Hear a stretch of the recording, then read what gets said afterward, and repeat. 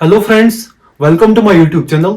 इस वीडियो में हम माइटोकॉन्ड्रिया के बारे में डिस्कस करने जा रहे हैं। प्रीवियस वीडियो में हमने न्यूक्लियस के बारे में डिस्कस किया था, जो कि सेल का लार्जेस्ट ऑर्गेनेल है, और जो ये माइटोकॉन्ड्रिया है, सेल का सेकंड लार्जेस्ट ऑर्गेनेल है। तो स्टार्ट करते हैं आज का टॉपिक, माइटोकॉन्ड्रिया। माइटोकॉन्ड्रिया जो है ये ग्रीक वर्ड माइटो से निकला है, जिसका मीनिंग है थ्रेड, और कॉन्ड्रियन जिसका मीनिंग ग्रेन्यूल है। तो ये क्या है, ये थ्रेड लाइक ग्रेन्यूल स्ट्रक्चर होता है सेल के अंदर। तो अब हम इसकी डिस्कवरी देखेंगे। सबसे पहले कोलिकर ने 1880 में इसको देखा था और इसका नाम सार्कोसोम्स रखा था। उसके बाद 1889 में ऑल्टमैन ने माइटोकॉन्ड्रिया को बायोप्लास्ट नाम रखा था।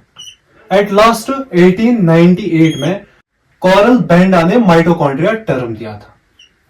जो ये माइटोकॉन्ड्रिया है, इसको power house of the cell कहते हैं, बिकॉज ये फॉर्मेशन ऑफ एटीपी करता है। तो फॉर्मेशन ऑफ एटीपी कैसे करता है, ये कन्वर्ट करता है जो न्यूट्रिएंट्स होता है इनको एनर्जी यील्डिंग मॉलिक्यूल्स एटीपी में कन्वर्ट करता है, जो एज ए फ्यूल सेल के अंदर काम करते हैं। अब हम इसकी मॉर्फोलॉजी देखेंगे। इसकी लेंथ जो है वो 1 to 10 माइक्रोन मीटर लॉन्ग होती है, और इसका साइज 0.05 to 1.0 माइक्रोन मीटर इसका साइज होता है, और इसकी शेप जो है वो बीन शेप्ड होते हैं। और नंबर्स वो डिपेंड करते हैं cell type, size and functional state of cell. For example जो हमारा लिवर है, लिवर के अंदर 1500 माइटोकॉन्ड्रिया प्रेजेंट होते हैं। तो अब नेक्स्ट हम माइटोकॉन्ड्रिया का स्ट्रक्चर देखेंगे। तो इसका structure same as that nucleus का है। जैसे न्यूक्लियस डबल मेम्ब्रेन स्ट्रक्चर है, तो माइटोकॉन्ड्रिया भी डबल मेम्ब्रेन स्ट्रक्चर है। दो मेम्ब्रेन है इसके, outer membrane and inner membrane. Outer membrane ये वाली है मेम्ब्रेन, ये वाली लेयर, और इनर मेम्ब्रेन ये। इसके अंदर फोल्डिंग प्रेजेंट होती है। Next inter membrane. ये इंटर मेम्ब्रेन क्या है, जो ये outer membrane and inner membrane के बीच में जो ये स्पेस है, इसको इंटर मेम्ब्रेन कहते हैं। और क्रिस्टे, क्रिस्टे जो ये फोल्ड्स प्रेजेंट होता है इनर मेम्ब्रेन के अंदर, इनको क्रिस्टे बोलते हैं।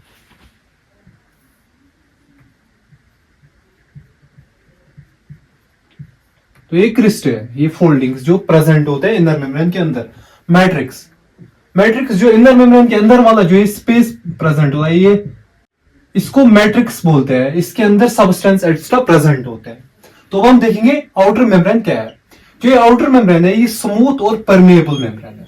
ये कंटेन करता है 60% लिपिड्स और 40% प्रोटीन्स। ये वाली मेम्ब्रेन आउटर मेम्ब्रेन। ये क्या करता है, ये इनक्लोज करता है माइटोकॉन्ड्रिया को। तो ये पूरे माइटोकॉन्ड्रिया को इनक्लोज करता है। ये कंटेन करता है large number of integral proteins, जिनको पोरिन्स कहते हैं। तो ये था आउटर मेम्ब्रेन। अब आप इनर मेम्ब्रेन, ये वाली मेम्ब्रेन देखेंगे। तो इनर मेम्ब्रेन क्या है, ये कॉम्प्लेक्स स्ट्रक्चर है folded into matrix called cristae. और जो ये इनर मेम्ब्रेन है, ये कॉम्प्लेक्स स्ट्रक्चर होता है, जो इसके अंदर ना फोल्डिंग्स प्रेजेंट होते हैं। ये वाली फोल्डिंग्स, इनको क्रिस्टे बोलते हैं। ये वाली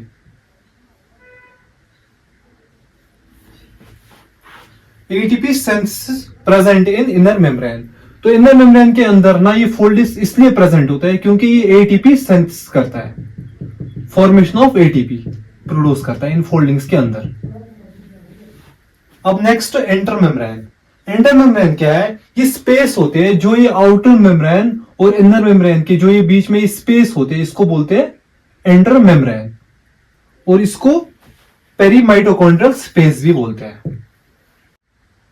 तो अब हम नेक्स्ट देखेंगे मैट्रिक्स। मैट्रिक्स क्या है, जो ये इनर मेम्ब्रेन की जो ये फोल्डिंग्स है, इनको मैट्रिक्स कहते हैं। The matrix of the mitochondria is a complex mixture of proteins and enzymes. तो ये क्या है, ये mixture of proteins and enzymes इसके अंदर present होते हैं।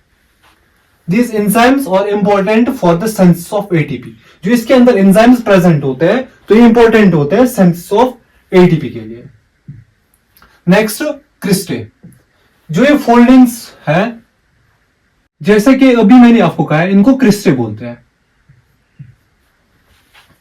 which expand its surface area, enhancing its ability to produce ATP. तो ये क्या करता है, ये फैली हुई होती है, ये क्यों फैली हुई होती है? ताकि अंदर जगह मिले एटीपी प्रोड्यूस होने में। तो अब हम माइटोकॉन्ड्रिया के फंक्शंस देखेंगे। माइटोकॉन्ड्रिया के क्या क्या फंक्शन है, कौन कौन से फंक्शन है। तो सबसे पहले जो मोस्ट इंपॉर्टेंट फंक्शन है माइटोकॉन्ड्रिया का, वो क्या है? ये प्रोड्यूस करता है energy in the form of ATP. जो भी न्यूट्रिएंट्स सेल के अंदर प्रेजेंट होता है उनको कन्वर्ट करता है एनर्जी में। Next, important role in the process of apoptosis. Apoptosis क्या है? एपोप्टोसिस सेल डेथ होती है। कैसे सेल डेथ करता है? माइटोकॉन्ड्रिया के अंदर एक एंजाइम प्रेजेंट होता है साइटोक्रोम C, तो ये रिलीज होता है, इससे ये एपोप्टोसिस होता है, सेल डेथ करता है। नेक्स्ट, हीट प्रोडक्शन में हेल्प करता है और स्टोरेज ऑफ कैल्शियम। अब next function, regulation of metabolic activities of the cell. तो मेटाबॉलिक एक्टिविटीज में हेल्प करता है माइटोकॉन्ड्रिया। सो ये था हमारा mitochondria structure and functions of mitochondria.